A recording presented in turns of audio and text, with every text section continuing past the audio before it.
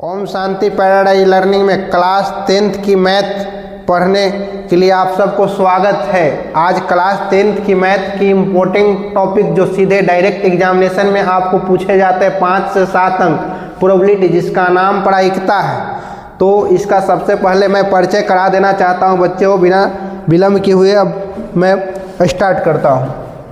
तो सबसे पहले बच्चों प्रायिकता में सैंपल स्पेस आता है, जिसको हिंदी में प्रतिदर्श समष्टि कहते हैं। तो इसको जानने का प्रयास करेंगे बच्चों कि है क्या। सबसे पहले तो देखिए बच्चों, किसी प्रयोग में सभी घटनाओं के समुच्चय को प्रतिदर्श समष्टि कहते हैं। इसे एस से सूचित करते हैं। किसी प्रयोग में सभी घटनाओं के समुच्चय को प्रतिदर्श समष्टि कहते हैं, इसे एस से सूचित करते हैं। अब इस पर हम लोग एग्जाम्पल देखेंगे बच्चों। जैसे आपको सिक्का, तो सिक्का में बच्चों आप जानते हैं कि हेड और टेल होता है। हेड मतलब शीर्ष, टेल मतलब पृष्ठ होता है बच्चों। तो देखिए बच्चों, यहाँ एस का मान एच और टी हो गया। अगर इसमें एन लगा देते हैं बच्चों तो एन एस यानी नंबर ऑफ सैंपल स्पेस इसको कहेंगे बच्चों। इसका मान एक एक कितना हो गया, 2 हो गया। तो समझ गए बच्चों। इसका एग्जाम्पल सिक्का। तो सिक्का में आप लोग जानते हैं कि हेड और टेल होता है। हेड मतलब शीर्ष, शीर्ष मतलब चिट, टेल मतलब पृष्ठ, पृष्ठ मतलब पट। यानी यहाँ सैंपल बना स्पेस क्या है, हेड एंड टेल। अगर इसमें एन लगा दिया जाए तो नंबर ऑफ सैंपल स्पेस यानी इसकी संख्या कितनी, एक एक कितना हो गया बच्चों, 2 हो गया। अब चलिए बच्चों आगे बढ़ते हैं। जैसे आपको पूछ देगा 2 सिक्के के उछाल में। दूसरा एग्जाम्पल है 2 सिक्के के उछाल में कुल संभव परिणाम ज्ञात करें। तो देखिए बच्चों, इसको गुणा करेंगे एच में एच से, तो आपका हो जाएगा बच्चों एच एच, टी में एच से तो टी एच हो जाएगा। अब देखिए बच्चों, टी में तेज के टी के साथ तेज टी हो गया, और टी में टी के साथ क्या हो गया बच्चों, टी टी हो गया। समझ गए। देखिए एक बार और समझा देना चाहता हूँ बच्चों। आप लोग 0 लेवल से एकदम ऊपर लेवल तक ए जाएगा, एक भी नंबर नहीं आपको इससे घटेगा। एच तो एच एच हो गया, टी में से टी एच हो गया, एच में टी से एच टी हो गया, टी में तो टी टी हो गया बच्चों। यानी सैंपल स्पेस बना बच्चों 4। अगर इसमें एन लगा देते हैं बच्चों तो नंबर ऑफ सैंपल स्पेस 4 हो गया बच्चों। इसी प्रकार से बच्चों 3 सिक्का का कॉम्बिनेशन देख लेते हैं। 3 सिक्का, तीनों में हेड एंड टेल होंगे। Head and tail, head and tail. देखिए बच्चों, 2 सिक्का का आप लोग कॉम्बिनेशन बना चुके हैं। इसको उतार देते हैं, एच एच, टी एच और एच टी, उसके बाद टी टी। अब तीसरी सिक्का यहाँ पर ला दीजिए बच्चों। कहने का मतलब हुआ बच्चों, एक सिक्का उछालिएगा या तो हेड आएगा या तो टेल आएगा, लेकिन 2 सिक्का में 2 का कॉम्बिनेशन बनेगा। या तो दोनों पर हेड होगा, या तो एक पर टेल दूसरा पर हेड, या तो पहला पर हेड दूसरा पर टेल, या तो दोनों पर टेल। अब तीसरी सिक्का के साथ इसका कॉम्बिनेशन बना रहे हैं बच्चों। 2 सिक्का के साथ तो हो गया। अब देखिए बच्चों, एच के साथ तो एच एच हो गया, एच एच 3 बार हो जाएगा, टी एच एच हो जाएगा, एच टी एच हो जाएगा, टी टी एच हो जाएगा। अब इसके बाद बच्चों टी के साथ एच एच टी हो जाएगा, टी एच टी हो जाएगा, एच टी टी हो जाएगा, टी टी टी हो जाएगा। यानी इसको गिनिए बच्चों, इसमें 3 सिक्का का 3 का कॉम्बिनेशन यहाँ बना है। ऐसा हुआ कि तीनों पर हेड आया, या तो पहला पर टेल और दोनों पर हेड, या तो पहला पर हेड दूसरा पर टेल तीसरा पर हेड, दोनों पर, फर्स्ट वाला में दोनों पर टेल और तीसरा पर हेड और दोनों पर हेड तीसरा पर टेल। ऐसा करके बच्चों यदि गिनिएगा आप तो टोटल 1 2 3 4 5 6 7 8 हो जाएंगे बच्चों। एक बार और समझा देते हैं इसको मल्टीप्लाई करने के लिए।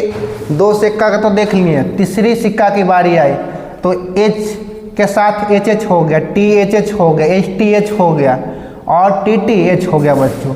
T के साथ तो HHT हो गया, THT हो गया, HTT हो गया, TTT, यानी इसकी संख्या कितना, इस सैंपल स्पेस 8 हो गया।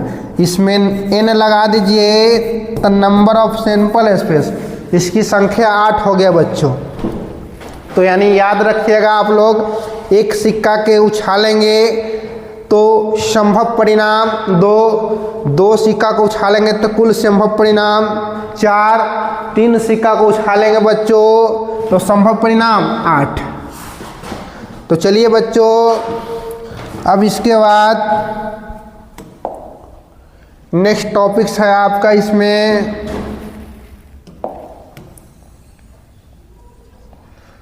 जिसको हम लोग घटना कहते हैं, अंग्रेजी में इसको इवेंट कहते हैं बच्चों, घटना।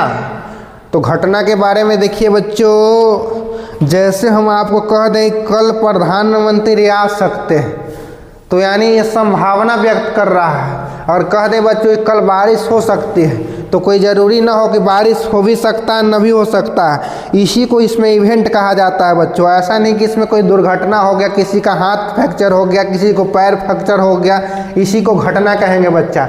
इसमें घटना के मतलब यही हो कि संभावना व्यक्त करना ही घटना होता है बच्चों मेरे।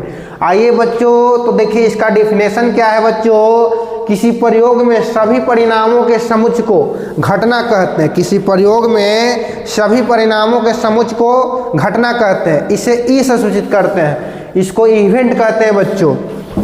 अब देखिए बच्चों, इस पर एग्जाम्पल दे देता हूं, जैसे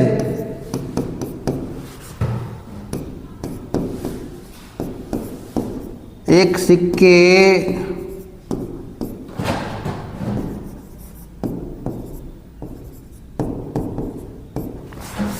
उछाल में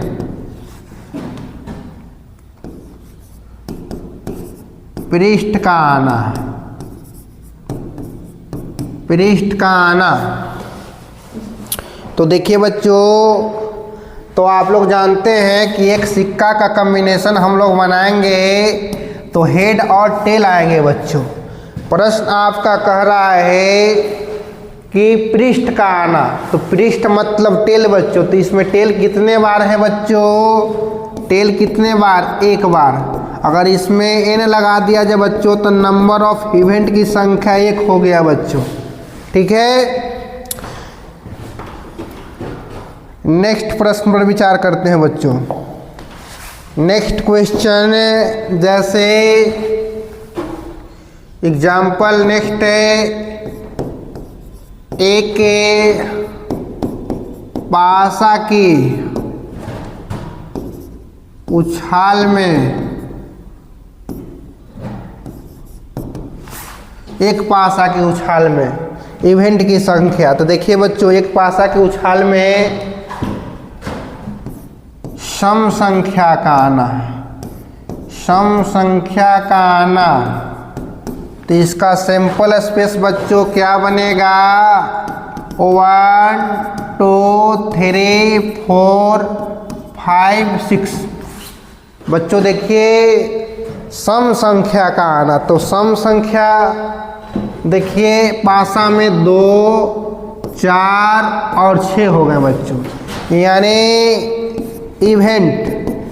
तो इवेंट की बात करें 2 4 6, अगर नंबर लगा दे बच्चों, नंबर ऑफ इवेंट की संख्या कितनी, 3 होगा।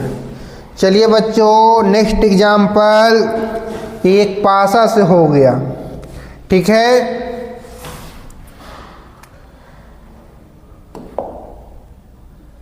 अब देख लेते हैं बच्चों बिना विलंब किए हुए। अब देखिए बच्चों, इवेंट के बाद प्रायिकता। प्रायिकता का डिफिनेशन देख लेते हैं बच्चों। प्रायिकता है क्या, सबसे पहले जानने का प्रयास ये करते हैं। किसी प्रयोग में घटना की संख्या तथा प्रतिदर्श समष्टि की संख्या के अनुपात को प्रायिकता कहते हैं। इसे P से सूचित करते हैं बच्चों। यानी P बराबर एक फॉर्मूला हो गया बच्चों, यहाँ से निकल गया N बाई NS, जो आपके लिए बहुत इम्पोर्टेंट फॉर्मूला। ये प्रोबेबिलिटी जो है आपको 7th से ही पढ़ने के लिए आ गया। 7th से लेकर के IAC तक ये आपको प्रोबेबिलिटी पढ़ना पड़ेगा।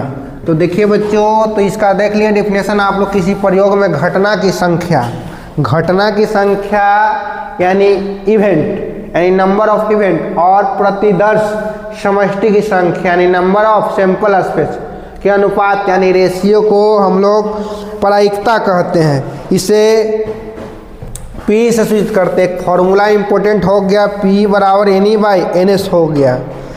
अब देखिए बच्चों, इसका कुछ इंपॉर्टेंट फॉर्मूला है जो यहाँ पर लिख दिया जाता है।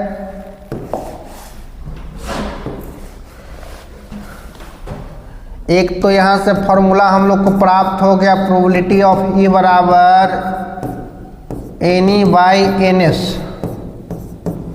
दूसरा फॉर्मूला बच्चों, प्रोबेबिलिटी ऑफ E डैश का मान 1 होता है बच्चों। 1 नंबर इसमें से गारंटी है प्रत्येक एग्जामिनेशन के लिए, बहुत इम्पोर्टेंट है बच्चों। तीसरा आपको प्रोबेबिलिटी ऑफ E का मान 0 से बड़ा और 1 से छोटा होता है बच्चों। यानी इसका कहने का मतलब हुआ प्रोबेबिलिटी ऑफ E का मान 0 या